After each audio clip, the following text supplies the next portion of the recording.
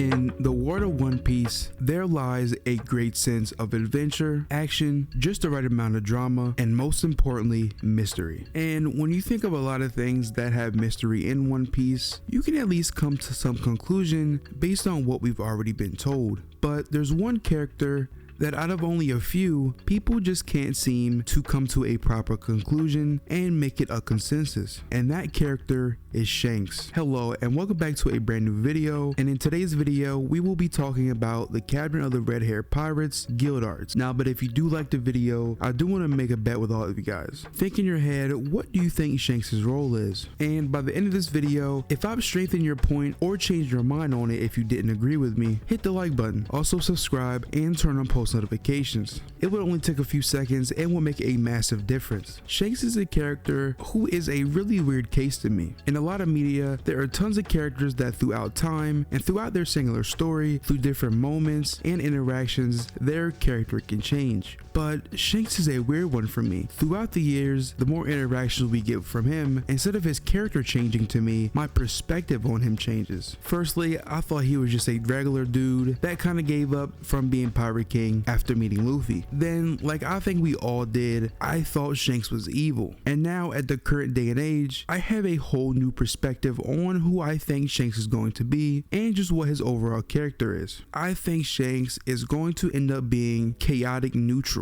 And let me explain. Shanks is someone who we've seen go to extreme heights just to try to control things, but not in an evil way. It's more of like he is kind of restoring balance. We have him going to Whitebeard to stop Ace so that Blackbeard doesn't capture him and turn him into the Marines so that Marineford never starts. We then see him go to Marineford himself to try and stop this war, and from what we see in the story, he succeeded. We then have him going directly to the 5 most powerful people in the world besides Emu and wanting to talk about a certain pirate, which I think it's pretty obvious. Even though Oda could throw some curveballs at us, the most obvious answer for right now is that he is talking about Blackbeard. And next we see him on a random island right after Luffy becomes the 5th emperor, and from Oda's comments this year in the Jump Festa, this seems to be a place in where he is going to make his move from. And with all of this in mind, why is all of this relevant to my point? Well, I am here to say I think from the very beginning, Shanks has been trying to mold Luffy's life and the people that he's encountered into making the world into his definition of an ideal world. So 12 years ago, Shanks gives Luffy the straw hat and makes him a bet, which in turn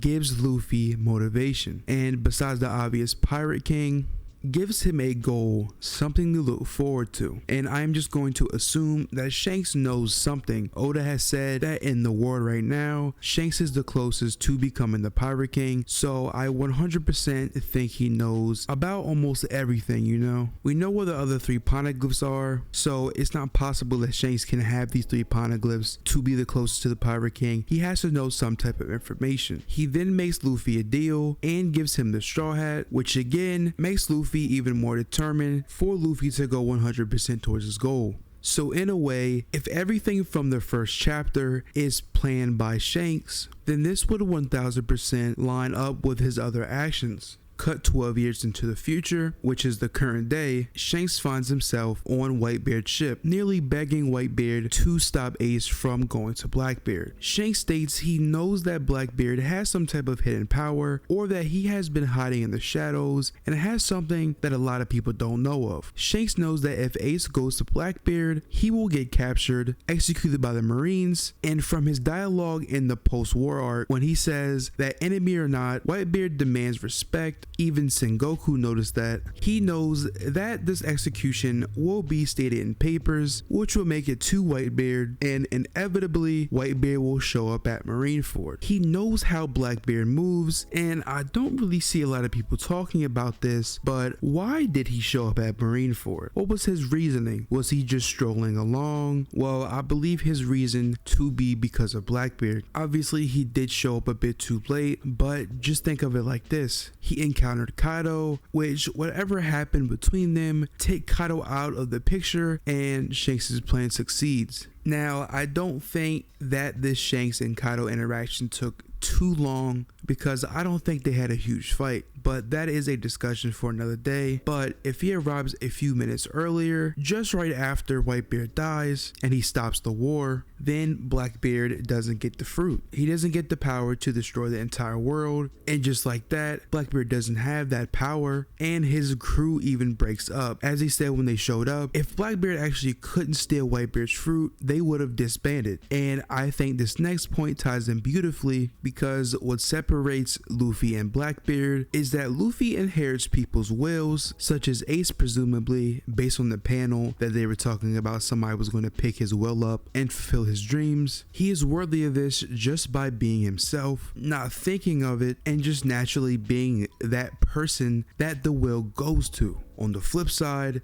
there's Blackbeard, who forcibly creates his own era and tries to become the person that Roger is looking for, but Whitebeard says, nope, you are not that person. He is aware of being this next person. Instead of going about it how Luffy does, he tries to forcibly create his own era. When Luffy first used Conqueror's Haki, Whitebeard says something along the lines of, he has that power, let's see what kind of era he can create. Luffy isn't going out of his way to intentionally create an era, but Blackbeard is. And this is where I think Shanks comes into play, because I actually see him in the same vein as Blackbeard. Whatever information or knowledge he has, he knows that he can't be this person that can change the world, like for example, what Luffy is going to do. So he has gone out of his way to set everything up perfectly, or at least he thought so, until he actually encountered Kaido, and some things in his plans kinda got moved around, and he had to do what he had to do. And when he stops Akainu, he even tells Kobe that for better or worse,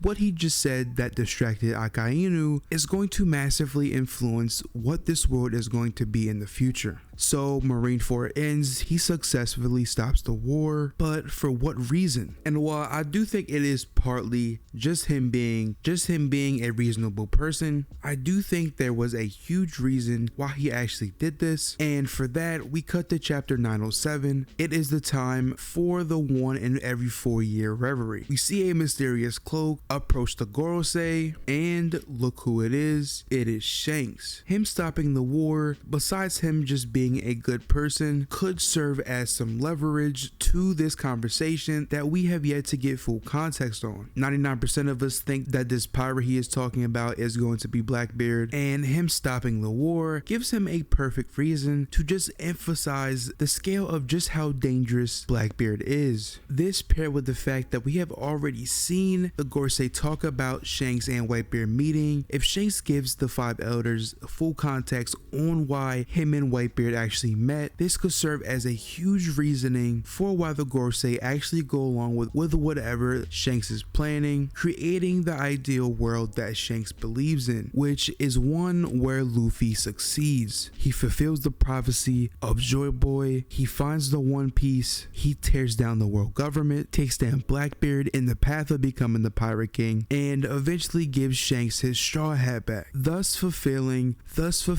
what he has been planning from the very beginning, giving him a straw hat, making him a deal, which gives him just the right amount of motivation to complete his goal, and Shanks can sit back on a warm sunny day to bask in his biggest achievement in life. And as I close this video out, please let me know what you guys think in the comments, any thoughts, whether you agree or disagree. I always love to have some discourse in my comments. Don't forget, if you made it this far, to smash that like button, subscribe, and turn on post notifications. And until next time, peace.